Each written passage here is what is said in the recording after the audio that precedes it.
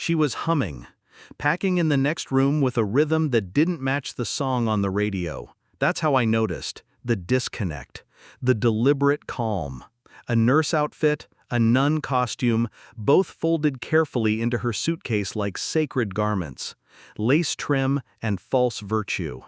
Then the rubber, 12 sheathed sins, neatly boxed like bullets.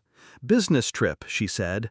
I watched from the hallway, silent, invisible, like I'd become a piece of furniture in my own home, background noise to her betrayal.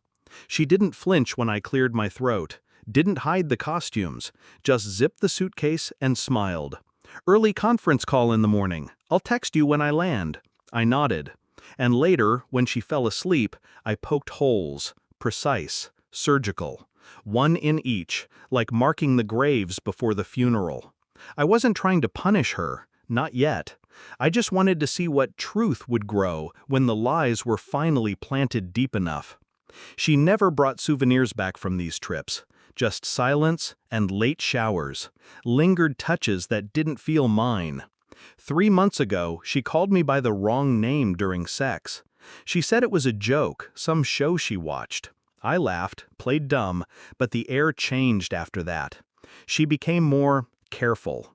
Passwords changed, eyes avoided, phone tilted just enough to hide the screen when I passed. I stopped trying to be the husband, started being the observer. The suitcase was just a symptom. I'd seen the disease in her long before that. But I still needed proof. Not for her, for me. Because knowing something and proving it to yourself, two different devils. I installed a keylogger, burned through her private messages with clinical focus. He was a gym trainer, younger, married, father of 2. They called it role play, nurse, nun, naughty girl. He was Father Blake, and apparently he had confessions to take. She'd been seeing him for 6 months, maybe more. They had a hotel booked under her maiden name. She even listed him as her emergency contact for the trip. I found the receipts, the Uber logs, a hotel pillow selfie she never meant for me to see. I saved everything, but I said nothing, just waited, watched her zip the suitcase again. She kissed me on the cheek. "Wish me luck," she said. I nodded. "I already have," I replied. She smiled like I was the fool, but she never saw the needle. The call came the next evening, a number I didn't recognize, male, nervous. He didn't even get past the hello. "I know who you are," I said. Silence. "I know what you did. And more importantly, I know what she didn't tell you."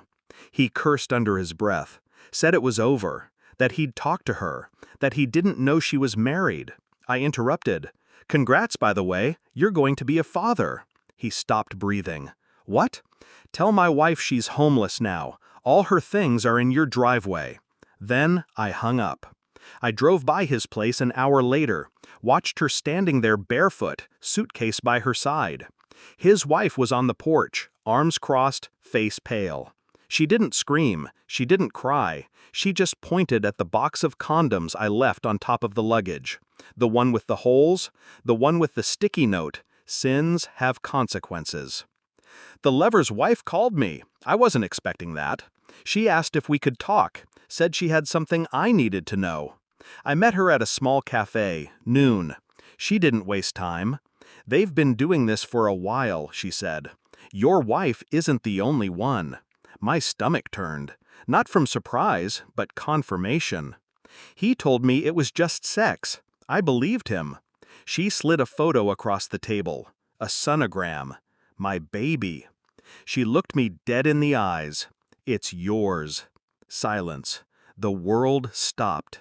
My fingers curled around the cup until the ceramic cracked. She leaned back, calm. "I had my suspicions, had a test done. You're the father." She never knew. My wife. She wasn't just cheating, she was hiding this. And while she played the seductress with hotel rooms and costumes, she buried my blood in another woman's shame. I didn't call her, didn't scream, didn't beg, just sent her a message. "Truth cuts deeper than betrayal. Enjoy your freedom." Blocked her after that. I moved out a week later, left the house, the keys, the memories. Kept the sonogram, not for sentiment, for clarity. The child's due in December. I'll be there. Not because I forget, but because the truth, once unearthed, demands presence. As for her, I don't know where she is, and for the first time in years, I don't care. Final line: some endings don't need closure. They just need to be left bleeding.